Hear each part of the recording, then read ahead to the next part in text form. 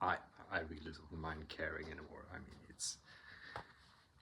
there's too much both hesitation and too little, first off, interesting and important discussions in general, and those who understand to do them usually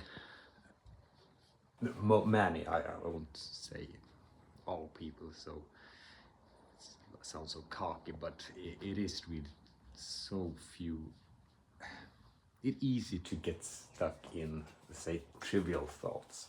And yeah, I'm a victim from that too, since I'm very perfectionistic. I can get into a subject for a very long time and can question whether it's worth that time. But in general, being very perfectionist and very cautious and patient in going through a topic deeply, especially thoughts, the deeper thoughts about life. I think it's an underestimated activity in this perspective. It's like it's crucial for actually finding your path in life, which is in itself just something that I think it's so. I mean, put it this way: those who don't do it, just, how should I put it? Have an average life. It's not an expression I'm extremely fond of expressing that way, because you want to have connection. Simply, you to some level even be like common people you want to be. I think that's sort of an ethical standard that you should sort of identify with broad humanity sort of thing. But I mean, if you really want to contribute and do something good with your life, you can't just, first off, you can't do it like everyone else. Second, you cannot not take those really deep, hard questions in life and just avoid them, not confronting them. And doing that is like sitting with a math problem. It's like, the worst case, well, you made no progress in 5 minutes. You made no progress in 15 minutes. You made no progress in 1 hour. You made no progress that day. You made no progress the second day. I mean, I think it's a lack of patience in the world, a lack of many types of pain tolerance in life, and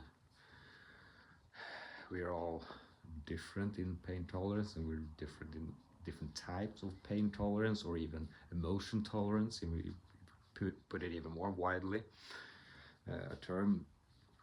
But being patient, just with the boredom of not realizing you're not making progress with a problem.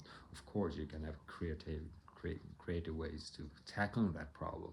Like, for example, these videos is one way for me to sort of get going my creative process and start to think about stuff. And it's also a good way to both challenge myself in just posting stuff that's, yeah, I don't know. And also, I think it's to some level perhaps provide a good example of, to the extent that I am a good example, for those who don't take life as itself as a very serious question. Because if you don't, I mean, the ethics of life is to contribute as much as you can to society, and of course try to have a good life at the same time. But if you're only optimizing for having a good life yourself, in terms of having good experiences, which I think you should, but because you, in the long run, I think you can contribute more if you feel okay and so forth. But I think one might have some work to do on one's moral compass if they don't think that that their sort of purpose of their life is something akin to just really trying to contribute as much as you can to make this world a better place. That just not mean that you don't have to be, that you can be selfish. I mean, that's the main driver for many people in collecting tons of cash and just rich, or can be other things as well, of course. There are many people who don't optimize for wealth, but even though I think to a certain extent that's very important to avoid stress and so forth, but taking those questions really serious about, and I've been on this topic so many times in these videos, but the reason is because it is important. If you don't repeat it for yourself, and if you don't repeat it for others, I mean, that's and I also think it's something actually about our culture today that I don't think I've ever realized it as sharply as perhaps now when I'm talking about it, or at least some version of it. And that is that I've always been sort of in the opinion that trivial discussions and which are unavoidable in this socializing, of course, but just getting to the deep, important discussions, that requires that you might open up. It requires that you have a sort of person that you have a good chemistry with, perhaps, but many factors that could just sheer luck and who knows what, but that's when things start to happen. That's both when you connect deeply, and it's also usually when you start to get closer to what you're really are going to do, because whatever you're going to do in life, I mean, doing it solo is sort of, in a sense, but in a connected economy, it's still like, if you're going to make money, for example, no one will pay you if you don't. I mean, and most people do what they're doing for a living. Everyone has to make a living, and usually that is quite big of part of your life. And if it's a big part of your life, it should be something that's meaningful, that you like, and then of course it's going to be connected to other people, because that's how you get paid. No one will pay you if you don't do something that people value, so it's unavoidable. You can't just for sure, a mathematician doing his or her stuff, but most of us and so and on this topic again, I just thought I was a little bit hesitant since I first sort of published all those videos, because I think it's a good tool to just get your mind going, and I appreciate writing a lot. I write a ton. I mean, compared to what I've done, like sort of these videos, I mean, it's 100x that. But that's probably because I think that most people who post sort of videos, let's say YouTube or stuff, I don't know for sure, this might not I'm just guessing here, but they're usually quite well prepared, perhaps. It's sort of a performance in some kind. But the threshold for doing these type of things, I mean, not all of it, of course, but it's starting to get sort of lower, and it also a much more relaxed, like take all these podcasts that's going on for 3 hours, and that's a big thing. Like, people watch it, many people watch it, if the people are reasonably famous, who the person is or whatever, but it's still like 3.5 hours just people talking. That's what you do. There's nothing else. But that's quite something, especially if it's an interesting conversation. So, as I said, that sort of one, but just slipped through my head that why am I in? If I'm say some just weird shit, and people would perceive me as sort of insane, then that's actually their problem, because if you perceive someone as insane when they're not, then you have an inaccurate view. And if you're an inaccurate view from facts, have that as a basis for your decision making, that's usually not a good thing. Doesn't mean that people's opinion on or about me is going to affect people's life, but in general you don't want to make an inaccurate evaluation of anything, people, things, stuff, anything. You want truth is sort of the most holy thing that we got, so to speak. It's like, yeah, truth-seeking AI, or what was it that Elon Musk called it? Yeah. Even though I have to say, all these sort of language models that I've been testing, I can't say I'm super. I mean, I guess I should be impressed. I'm somewhat. Yes, for sure. It's actually very useful. But when it comes to, it's sort of like yes, this discussion that I started with in this video. It's the same thing. It's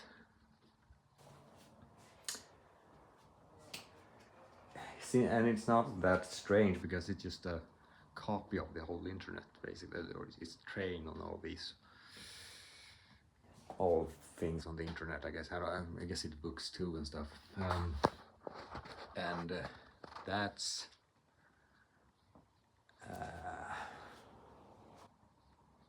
it becomes sort of an average mind, so to speak,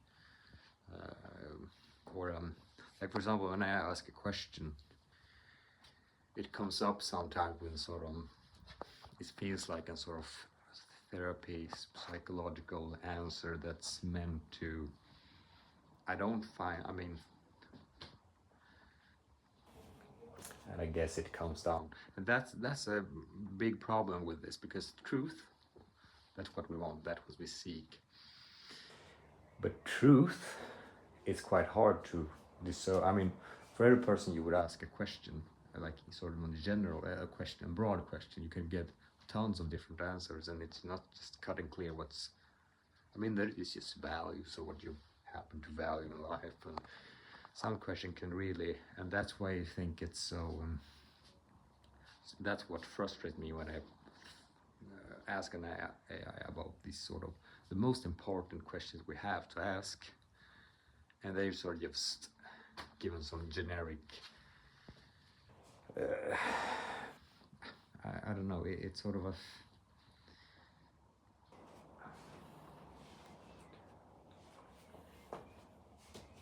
And this is it's a deep discussion, but I guess I'll get down the rabbit hole and sacrifice the intensity of this discussion and let room for hours of pauses and hesitations and scrutinizing. So, but yes, let me get this straight, because it is actually quite complicated. Because truth, we want in AI, we want a population that seeks truth, but many things were not values. It's sort of values, you just have your opinion of what is truth. Like for example, something that very deeply instilled in my mind that I have a somewhat hard time someone else to respect if someone is completely disagreeing with me on that, even though I would for sure be open to a discussion of it, but I would be open to a sort of whatever. The thing is that when you're seeking truth, when you want to have an answer, you want to have something that you can validate. I mean, what is in the long run going to determine if something is true or not when it comes to just the basic reality of it? I mean, science is what we have today. That is the sort of, and so, except for, well, Sam Harris would perhaps not agree with that science do not have a moral or ethical component. That's his basic argument in the moral landscape that I haven't read, but I have heard him talk about a lot, and I should read it. I have the book. Oh shit! I did not expect it to go hit this deep, but never mind. Science. No. I grasped too much. I completely lost my train of thought here. So many threads I tried to, which is a good sign, by the way. Challenging your mind to new depths of knowledge and understanding. But yes, what I was about to say was about the academic models, especially hard science, sort of as the, because when you ask this type of questions, yes, it's going to be more of an ethics in it. Like for example, what should you do with life? I mean, what's the AI going to answer? It's just going to throw you tons of things that seem to be other people appreciate, but you do not necessarily appreciate, perhaps, or it just gives you something to. But where's the? I don't know. I don't know if that was sort of the question that I mean, remember there was one question I asked, and I was completely sort of mad at it because it did not make any reference whatsoever to, for example, evolution and evolutionary psychology. And why I got mad at that was because for me, one thing that's extremely central, or sort of you're basically, I mean, you have to appreciate natural science and like especially physics, chemistry, math, and biology, and the link in biology we have today to the chemistry of the DNA. It's so solid, so to speak. So it's to not try to understand humans, human behavior in terms of evolutionary psychology is, like, for me, it's sort of being as so cocky that you say that the breakthrough ideas in the what, in the 1700s, basically, yeah, a bit before that and after, of course, but like the sort of foundation for scientific thinking as we in the modern, like in modern history, of course. Precursors are in Greece existed, of course, but I mean, you're up against those giant minds. Are you so cocky that you're going to? I mean, you should be confident to think that you can contribute, but I mean, have you read David Hume, Immanuel Kant? A bit, perhaps, hopefully. Could you have some insight to contribute with? It's not impossible, but a little bit more humility and sort of thinking, have more respect to the natural science as a foundation for understanding human beings. And I mostly say this for those who are sort of antagonistic to sort of that type of approach in science, especially when it comes to biology, because it is a sensitive topic, and I can respect that it's sensitive, but I cannot not respect when it becomes dogmatic against it to an just absurd degree. You have to see what the science says, and then you can make an argument how you handle that, because sometimes it's quite uncomfortable truths. Yeah, so that's, and I don't know why I started to discuss the flaws of AI. I don't want to be sort of grumpy and just, but I know that and I say this today I get very valuable information from AI. It's an amazing tool, really. So yes, I guess I am impressed to a degree, but the hardest questions, exactly, that's my, now I remember where I got with this. The most central question of what the heck you're going to do with your life, and I'm harping on that because most the innovations that move a society forward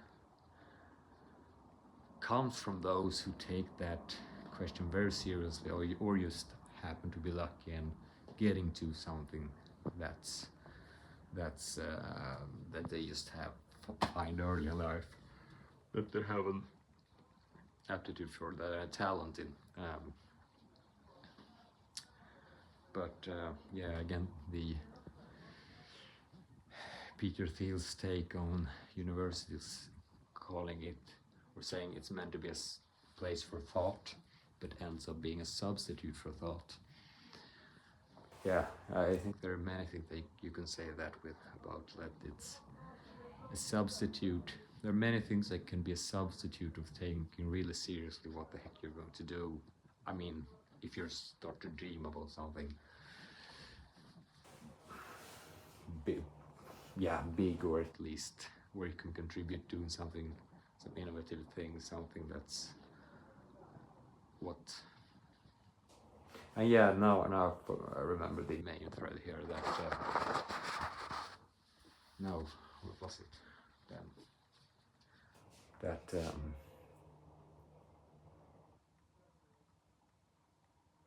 no, I completely forgot. It was something about just the general. You can almost call it the zeitgeist of today. It's sort of an. I don't know how special it is for our time. Maybe it's just that most people do it, and I sort of almost irritated that. Not irritated, but concerned. Let's say that. Because I mean, it robs people of an adventurous, interesting life, and it robs the whole world of what the innovation that they could have done but never did, because they never dared to dream big. They never thought about what it would mean,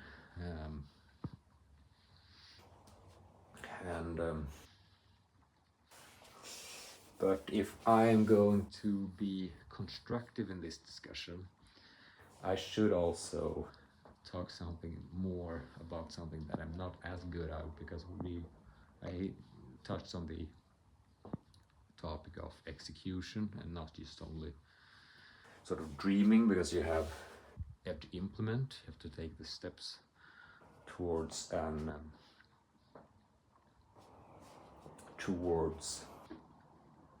your dreams. Because I remember sort of one meme on X when it was this picture, people sitting at the side of the ocean, and there's a wave, and there's one guy surfing, and it just says between all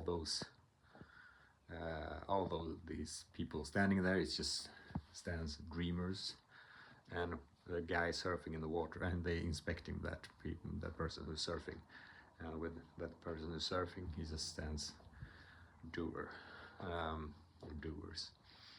And I think that's a very good picture. And perhaps some people would argue that that's more of a danger than the opposite, that I also think is sort of untrue. That's why I think I'm biased in that direction, to the other side, that I think as I commented on that picture, I think it's amazing, but I think a corresponding one would be uprooted too, where you sort of ridicule the doers, and those who do not dream, or I mean, yeah, the doers who do not dream, or do not sort of contemplate and have just do, and they might sort of even, I don't know, it depends on what you're doing. I mean, but because even if you got successful in it, it's sort of still, was it the right thing to be successful in, or was it the so I am general sort of skeptical in the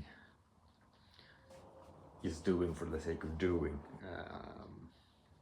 I do think there is an argument for sort of psychological momentum in doing, because you get sort of hyped up, or you just feel better if you do stuff. You can just sit in there and dream all the time. You feel you'll just become a miserable Franz Kafka after a while. So that's not who, by the way, thought of life as an impossible labyrinth to go through, as that was a symbol for this book. What's it called in English? The Process. That's at least a direct translation from Swedish title.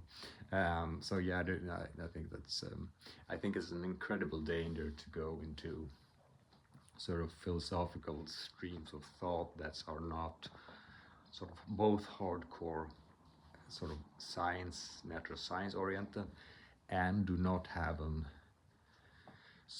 push for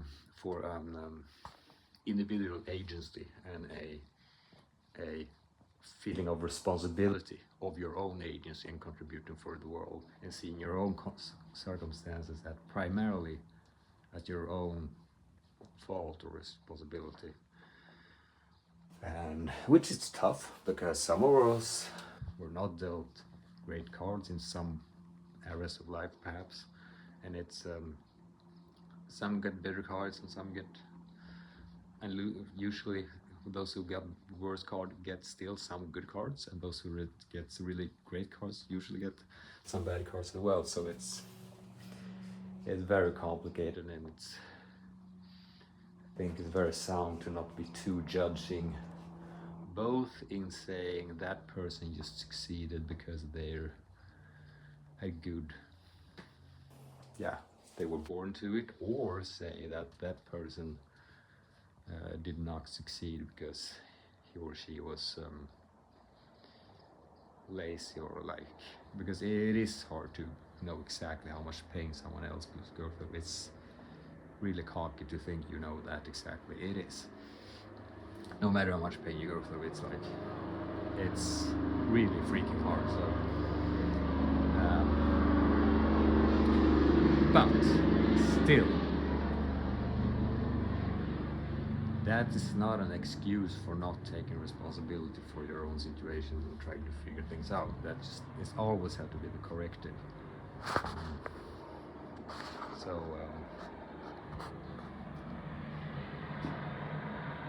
and part of that is just doing that. I think I'm just harping over and over here, just think, what the heck are you going to do that is different? And that's incredibly hard. It's all sort of, as some people say, that just starting a business is not just, it's a good thing that people do, but you shouldn't have that as a soul. It should be something else.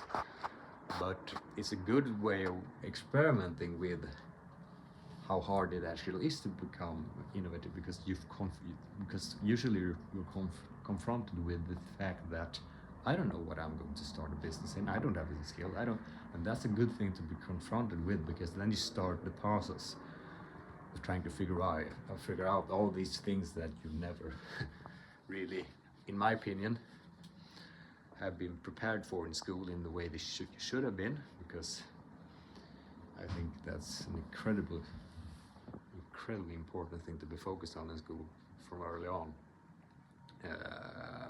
Yes, like figure out your strengths, what you want to do in life, and continually. It should be just sort of a class dedicated to figuring out what the heck you're going to do with your life. I think the most important class. But no, there's no such a topic.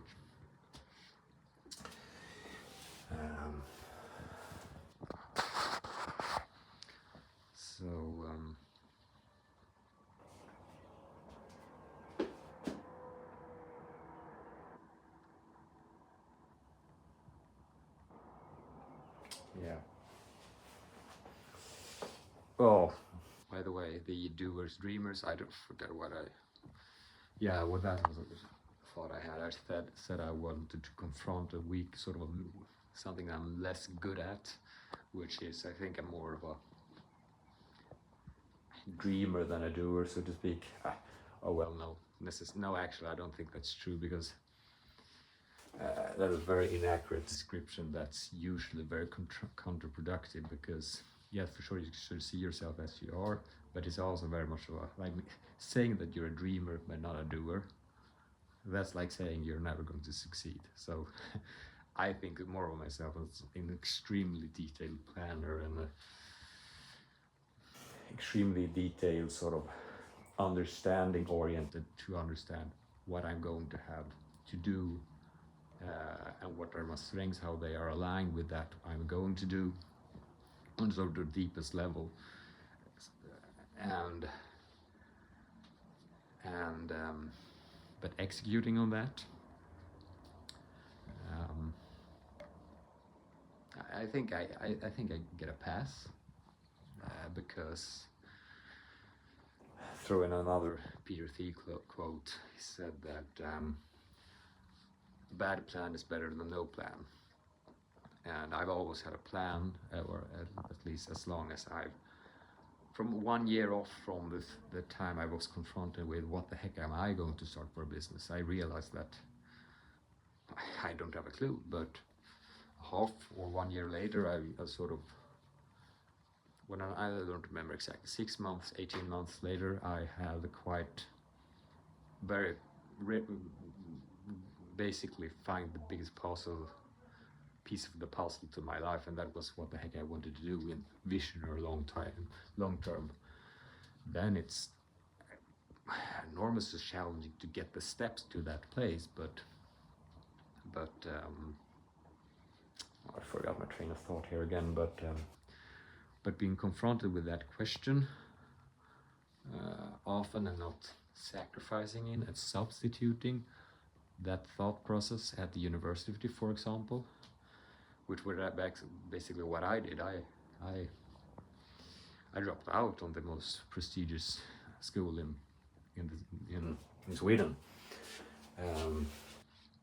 which happened to just be in finance and economics, business-oriented school, but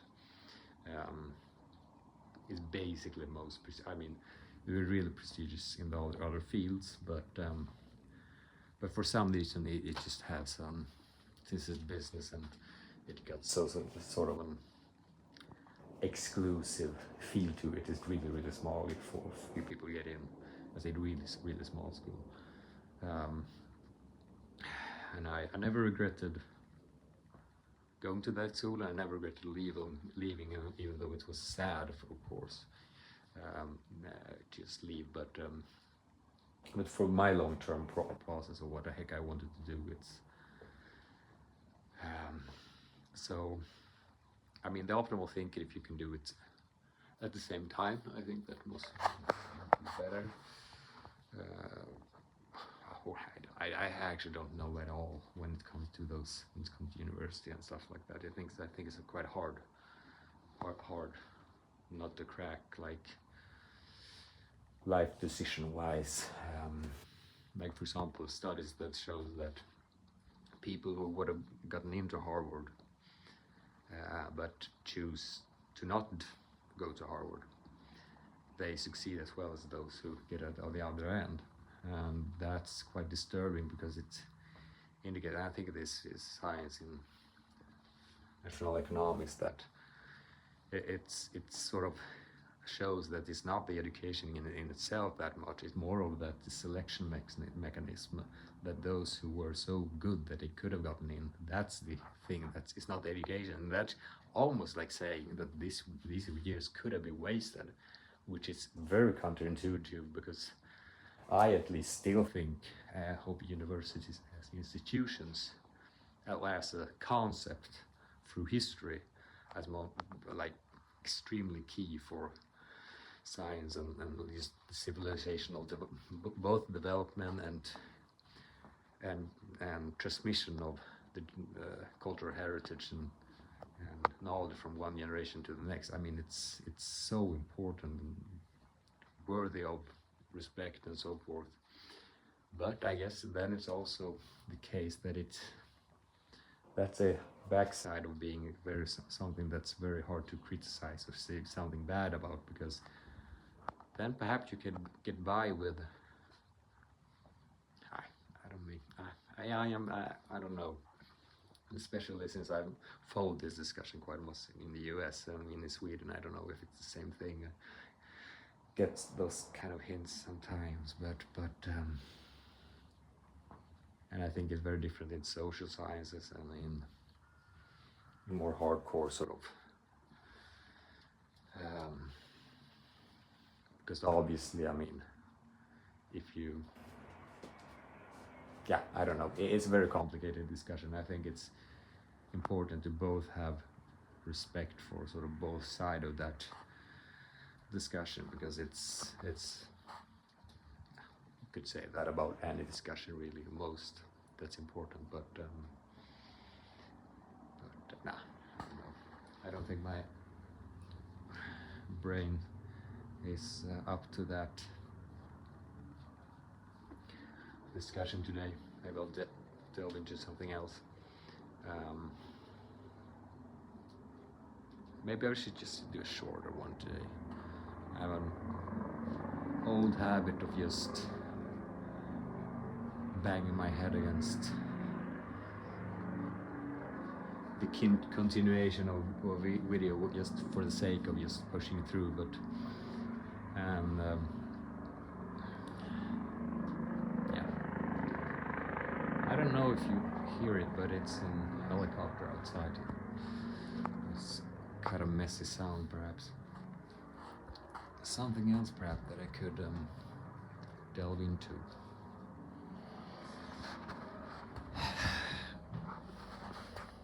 Maybe again I avoided the doers dreamers question.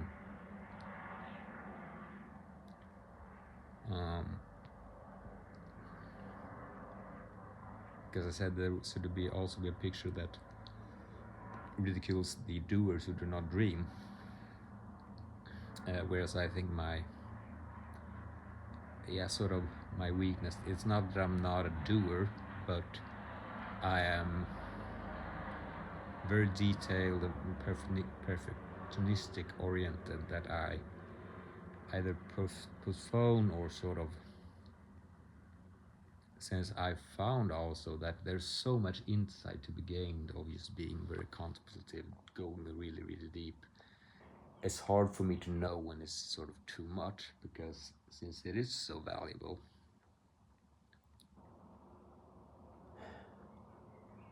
it's hard to know whether extra analysis will not bear fruit to be as good as just do stuff. And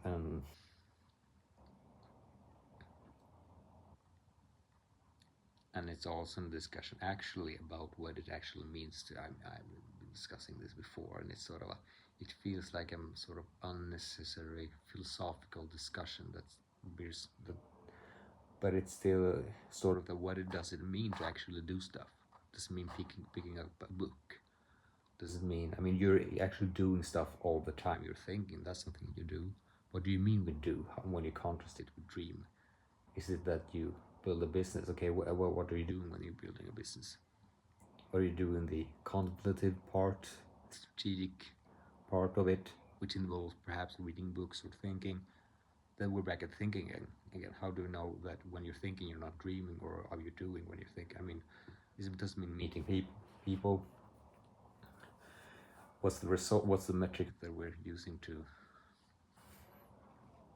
I don't know why I'm asking this question. It's just that I'm a sort of hard time knowing how to evaluate my own behavior when it comes to doing and executing,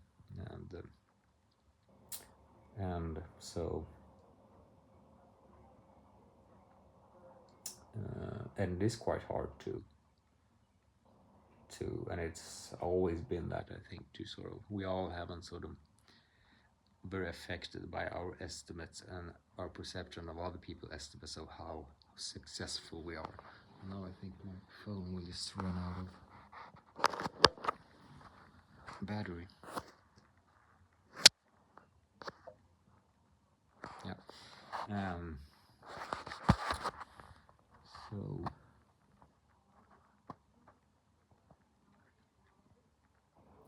but I think I'm doing fine.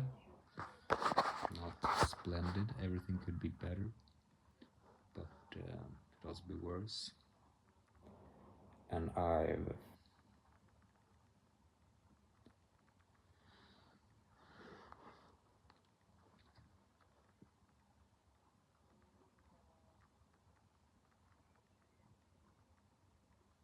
and it's also the thing, I mean, when you start to dream big, how big should you dream? How sort of realistic should the dream I mean, anything that's sort of beyond just conventional career, of course, of course it's going to be risky. Of course, there's room for its like risk for failure. That's sort of part of it. And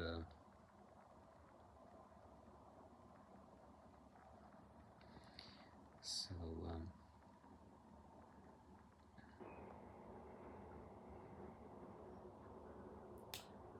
I do not know why, but I have this old impulse to not just quit these videos, just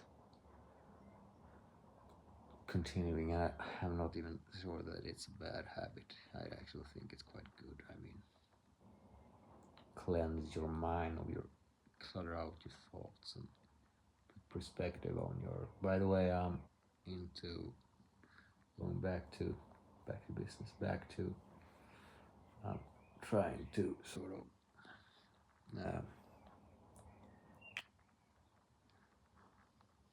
I need to do. Oh, sorry. Need to do another campaign video, I think. So I'm sort of, I guess I'm sort of not practicing here, but it's being comfortable on camera and just get your. I'm not comfortable. It's more of sort of being in the mode of, like, for example, when you're not that motivated perhaps, and you're just like some of this, when I'm talking these type of videos, it can be a little so down pace, it could be sort of contemplative, no energy, and it's like half sleeping while you're talking. That's usually not the way you're going to do it in an ad. So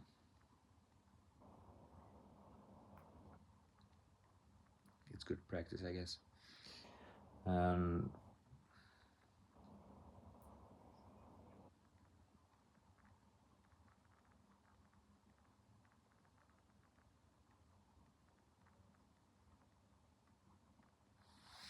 But I think the key thing, I mean, energy is just very important. But I think generally, actually that I'm not that afraid of, when I think about it. When I want to, I have no problem. Sort of course, it affects if you're sort of, I don't know. But my point here is,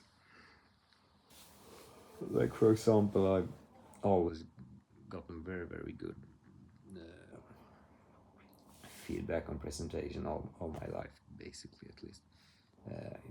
It is really a red thread through my life. It's really something that's been positive reviews, basically. And I think very big portion of the reason for that was that I was very well trained with the material that I was going to.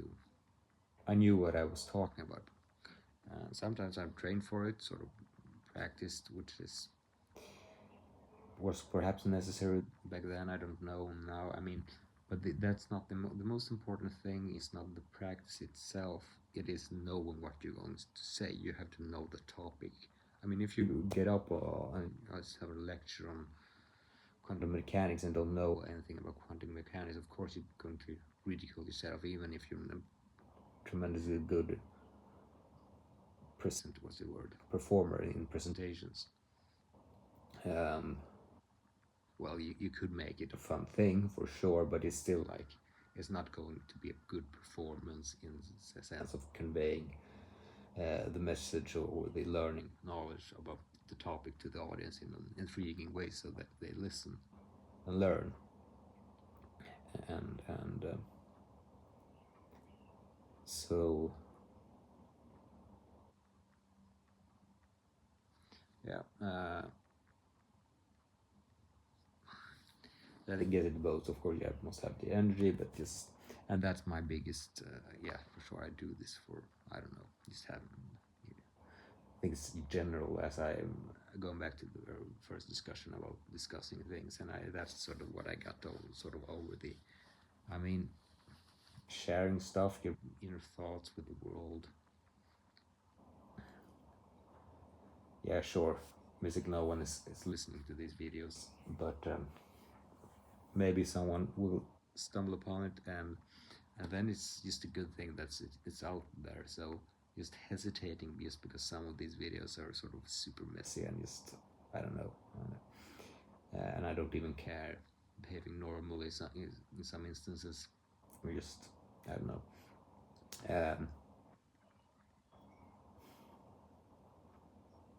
Because going back to the central theme here, that what the heck, taking life's questions seriously and just going deep into them and seeing that other people struggle or try to handle those things and actually put importance on handling them right. I just that's providing a good example to some degree for the world, I think. Shouldn't be. No, I'm not embarrassed by that seriousness in investigating topics. And I actually think it's something that people should do more of, and that's why I decided, what the heck, I just post these messy ones too. Who cares?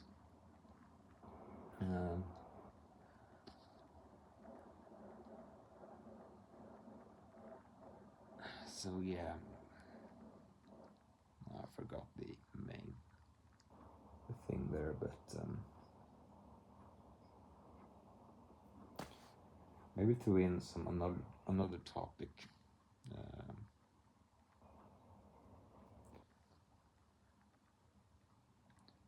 But I think the general sort of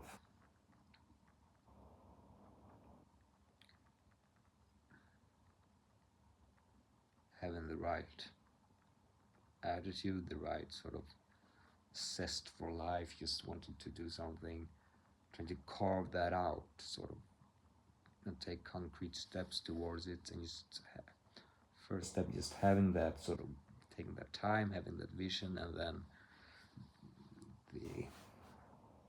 another very hard part that I'm of course doing is sort of executing on that, the execution of making that a reality. That's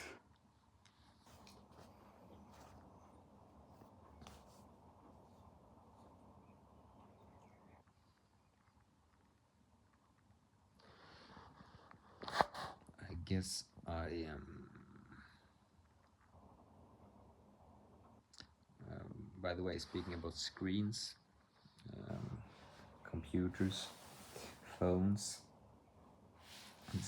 distractions from boredom, because what I'm realizing, what my brain is just doing this, I don't know if it's especially insightful or sort of sub effect from a benefit from meditation, or if most people think that way, but I'm aware now when I'm running out of topics, what my brain started to do is what it would be avoided doing if it was distracted by a screen all the time.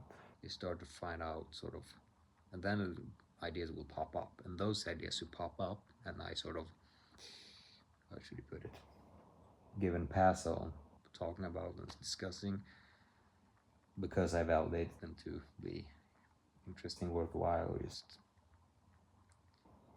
they will be more deeply ingrained in my brain afterwards, and that's why it's important to talk about stuff. That's how you learn, basically. You know, to read, of course, you have to listen to people, interesting, but to ingrain that in your brain, bring it out, the knowledge again, and sort of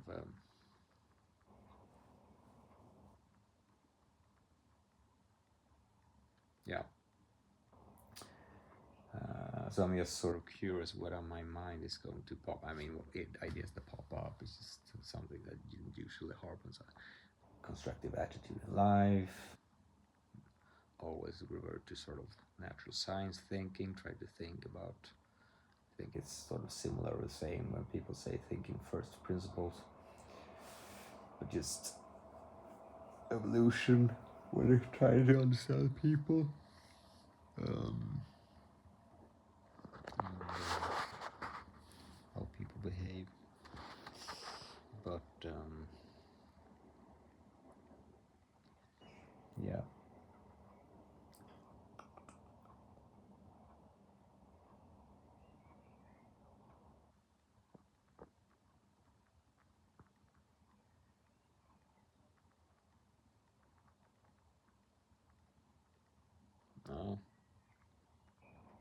I did run out of topics.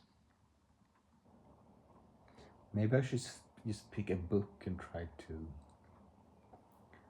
very mundane and backward, boring thing, perhaps some might say, but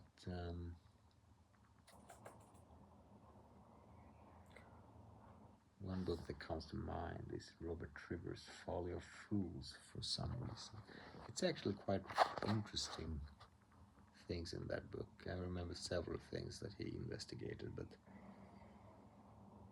one thing it was about things that happen unconsciously. He, for example, happened to have tons of pencils in his pockets.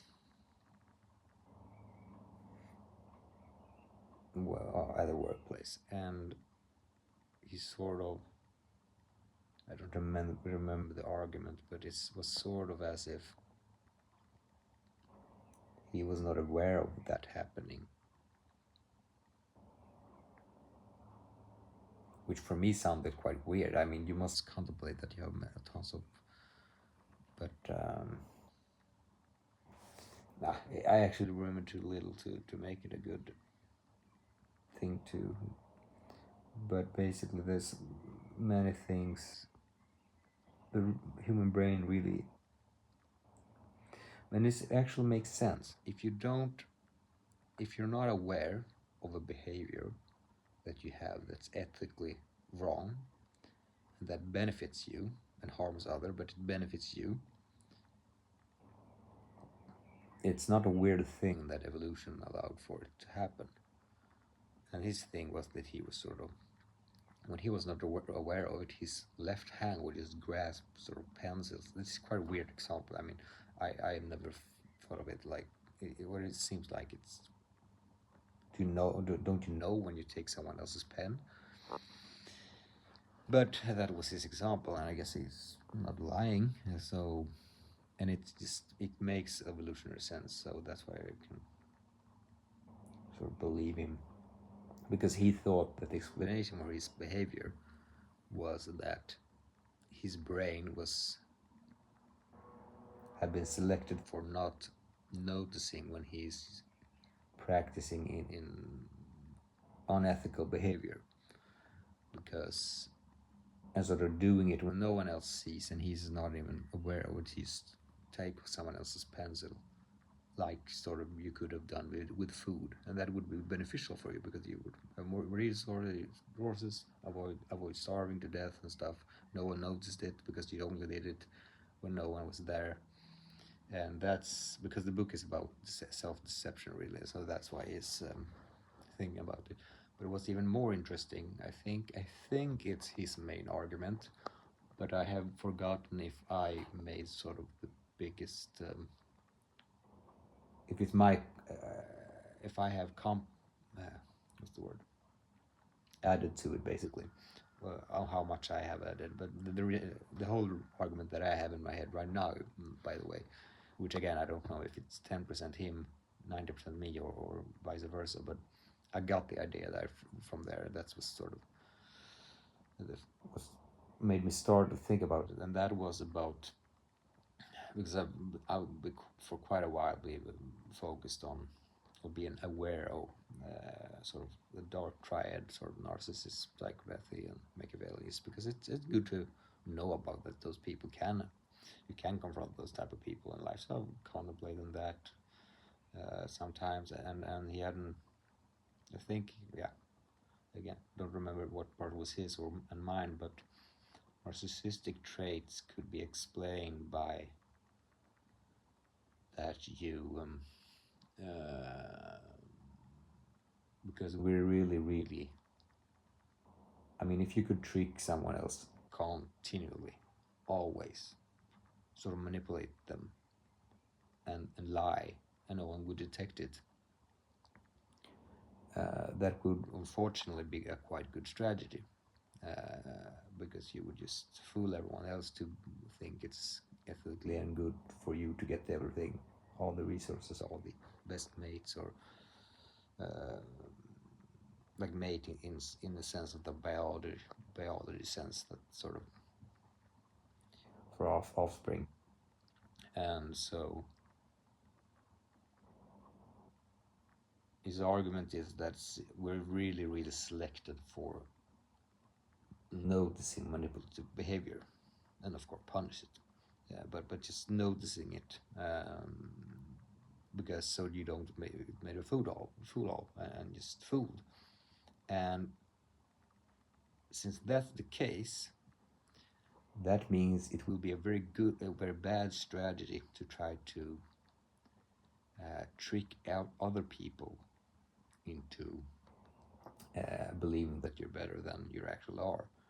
If you know that you are dishonest when you're portraying yourself as better as you are, if you know that then people might be able to detect it. But if you're a narcissist, if you really believe that you are amazing, if you believe in your own lie, there's no lie to be detected. So I think that's very interesting. I don't know why I find it interesting. I think it is a really interesting lie, or lie. That's sort of interesting topic. So that's one thing I remember from the book as well. And by the way, I'm using narcissism as one of these dark triad, which means that narcissism does not necessarily mean that you're Machiavellian, being manipulative, and it does not necessarily mean that you're psychopathic, which is people use these words interchangeably, and I think it's some sciences even have classifications that I don't know, that sort of is not as cut and clear as I've learned when it's come to the dark triad, because then you say basically a narcissist does not have any psychopathic traits, as I've learned it. That so, for example, a narcissist does not necessarily feel less pain than someone else when someone is hurt. It's just that they might, for example, forget about them. They sort of up in their own grandiosity, so they don't notice it. Perhaps that might be the case. I don't know. All these traits are a bit described as that if you're too much of them, it's bad for yourself and bad for others.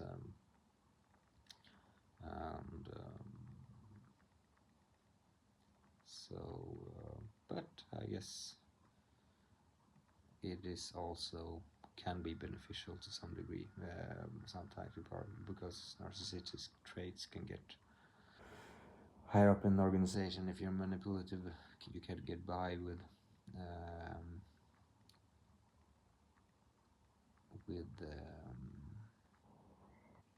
tactics that some people might say that you deserve to burn in hell for. I'm used to showing how nasty these type of behaviors can be. I mean, and it's also, for me, I've always been hard to sort of disclassify psychopathic traits with manipulative traits, because sort of manipulative traits, usually when you think about someone is manipulative, you think about them as bad intentions, but I guess I've found that there are problematic people with manipulative intentions that can have both sort of psychopathic, both sort of not indulging in other people's pain, basically, and those who perhaps are manipulative but do not share that. They're all actually altruistic, but they're sort of destroying their own life and other people's by shutting a sort of, what's the word, something between the relationship, of sort of it's sort of a dishonesty, basically. I would actually make a parallel between the honesty humility trait and Machiavellian's manipulative behavior, but it's just me winging my scientific understanding and knowledge to the degree that I have it. Yeah. So that's a rabbit hole to go down. Something else.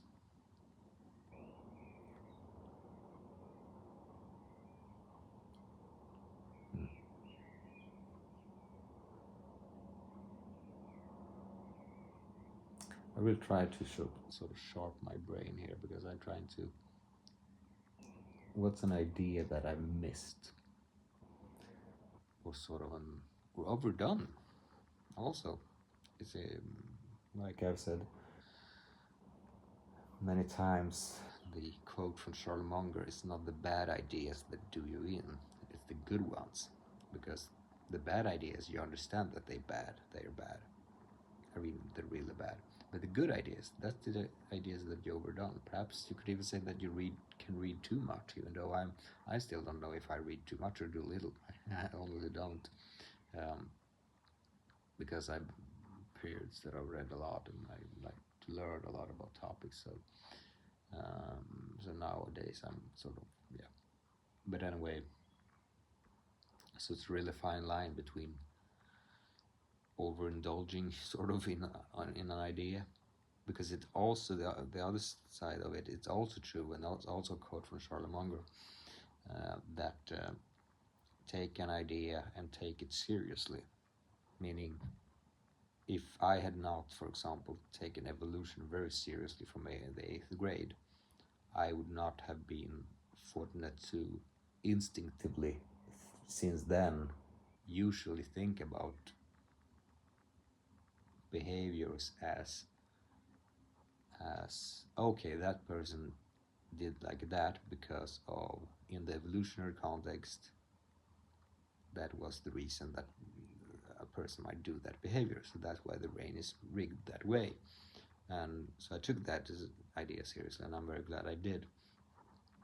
But the thing is, what's the opportunity cost of contemplating another idea? Because I mean, not every problem is going to be solved with just throwing in that idea. That's why you have to be multidisciplinary schooled, and that's basically why I'm such a big fan of Charlie Munger. That he pushes for this multidisciplinary approach in a way that's not. I mean, usually this sort of group of people today that talk about sort of cross science, sort of interdisciplinary science, or some. I don't know if I'm not follow this discussion from that angle, or from that. I'm just have an uneasy feeling of it, of that it's sort of woo-woo stuff, sort of a bit.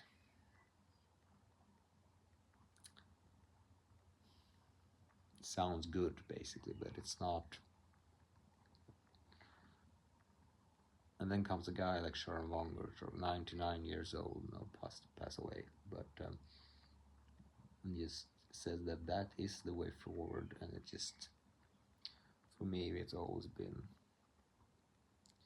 yeah, all these old quotes have done. For the man with a hammer, every problem looks like a nail, meaning if you only had one academic model, one type of understanding of, from one science, or from one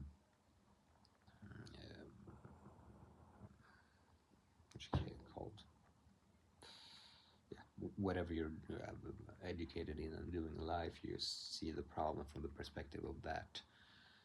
knowledge base or that specialty, and that's very dangerous because you become blind to all the solution that reality inevitably is going to be connected to, because reality does not respect the disciplinary boundaries between subjects. Everything is connected, and I don't mean it in a fussy woo-woo way. I just mean that if you're contemplating things deep enough, they will go into different topics. You will not respect the, and there's a quite bad incentive I've understand in academia, where you're basically punished if you do exactly what, like Charlemagne. And that's probably why he recommended Herbert Simmons' books and all this of my life, which I definitely recommend if you're extremely if you're very analytical, so to speak, because he went to many different fields, and he even had the advice in his book how you would handle if you go from one I think it's studied to he went in deep into philosophy of science, but also into I did AI stuff, but I think it started with political science, which is called today, I think, political, yeah, whatever. But then moved to psychology, and he noticed that basically the way I remember it was basically that the only way to do that, and he advised to put it in blunt language, if you did not look upwards in going into a new then you were less complete. If you went into another department of science in or an disciplinary field in academia with ideas from your own, or it's worse as you have basically just to switch a mold and perceive everything or present everything as their discipline does, because otherwise they're just going to think we get this hostile reaction of someone. Well, you're a political scientist coming here into psychology, or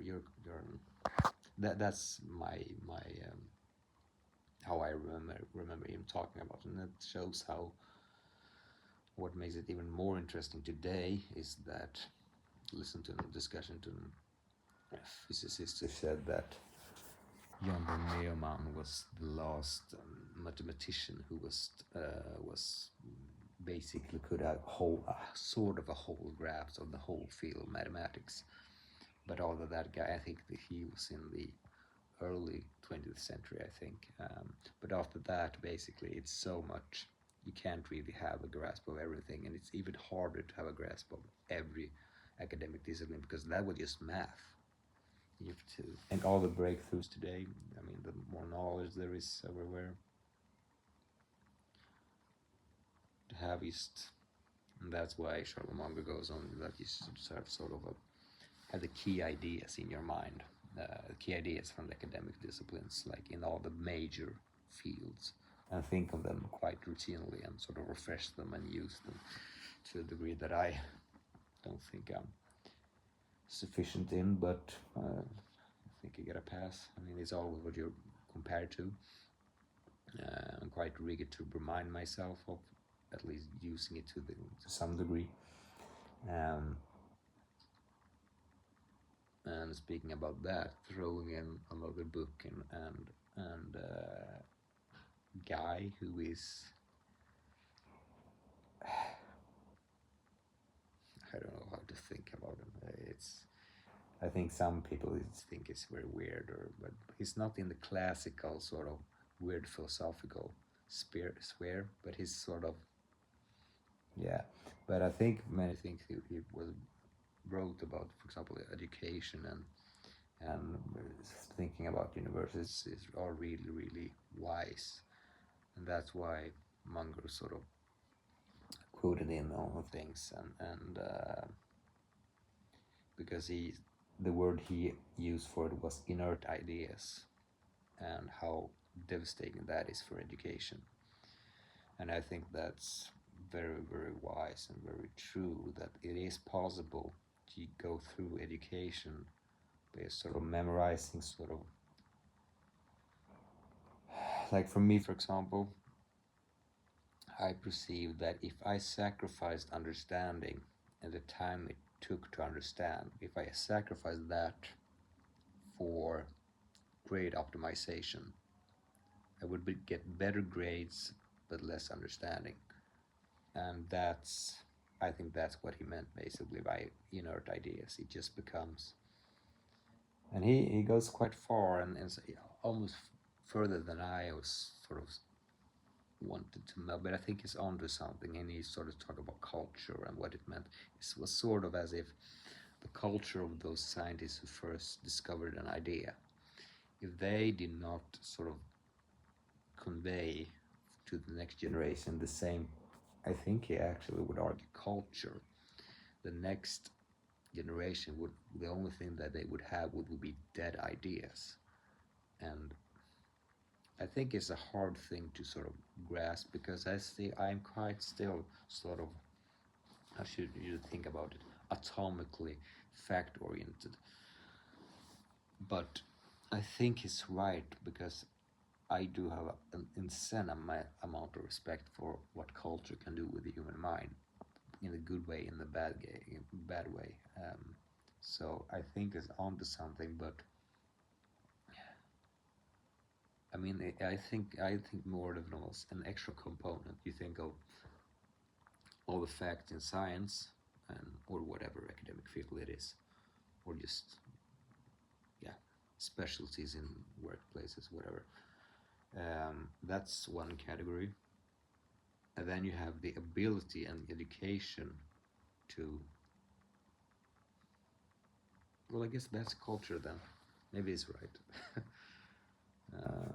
Just try to figure out what the heck he's trying to convey, and what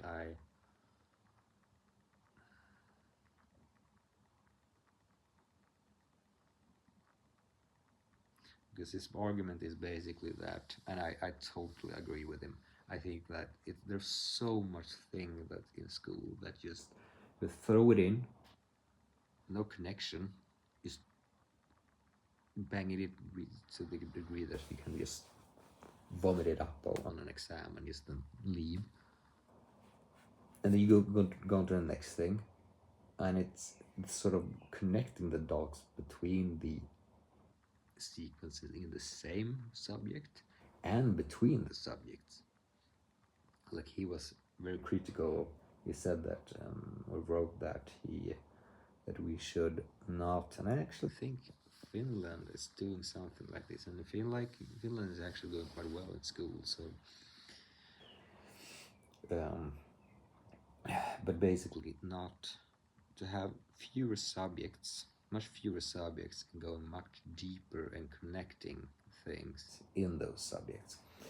But what that basically means is hard to understand, because then you would say that, okay, what are you going to sacrifice? Are you going to sacrifice biology and history so we can go deeper in physics and chemistry instead? I mean, what I don't know exactly how to, but I think what it means, and the way I would, if I sort of would think about it, is that you have to have a longer procedure of connecting the dots to the next thing, and going back to where you began, going back and forth multiple times in the same sort of connected area of reasoning.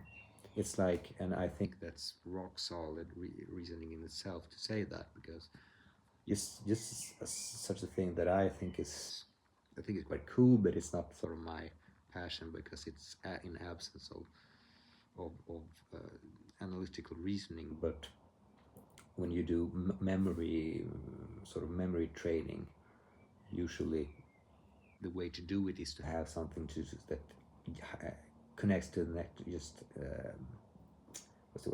connects to the next thing, so it's a sequence that reminds you, like frog eats a ball, and the ball explodes the frog, and the frog and the explosion made, and so the words were basically a frog, ball, and it was just intestines, and then got a nasty picture there, but you get my point. It's what extreme things that happens is the way how you memorize things in a sequence, and if you do the same thing with topics like you learn in school, and trying to understand how they sort of work together, and just doing that general as of thinking for yourself, what the heck is, it goes quite deep, and to do that in a young mind, I don't think that's sort of, yeah, it's definitely hard, but it's like, it's a perfect thing to do if you, oh no, if you ask the question like to a kid, okay, we're in sort of biology now, and then it's like, I now read history, and they sure, or if you just ask the question, what actually are these topics? How are they interconnected? How are they? Can you think sort of about things that connect these topics, and just going around and go into, or just, and then bring those thoughts that ended up being sort of sound and good, and just going back to them, and then in the next grade, instead of just, I mean, going back to the same, there has to be sort of a continuity of sort of connection. It just can't be, because he's so right in inert ideas. He's so right in disconnected ideas, and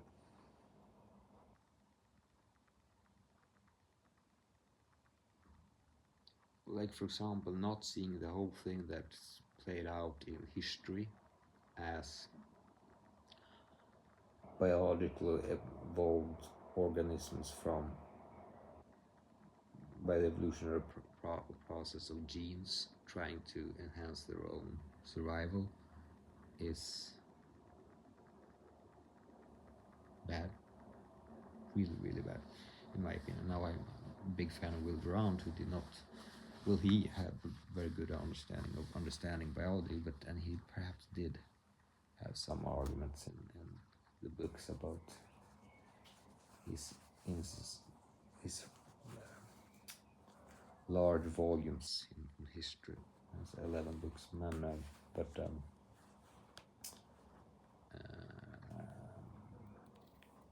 no, I forgot where I was going there, but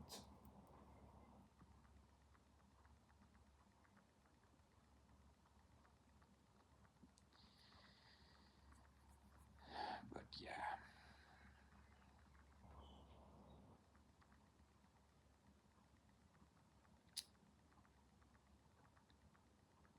Maybe it's time to wrap this up.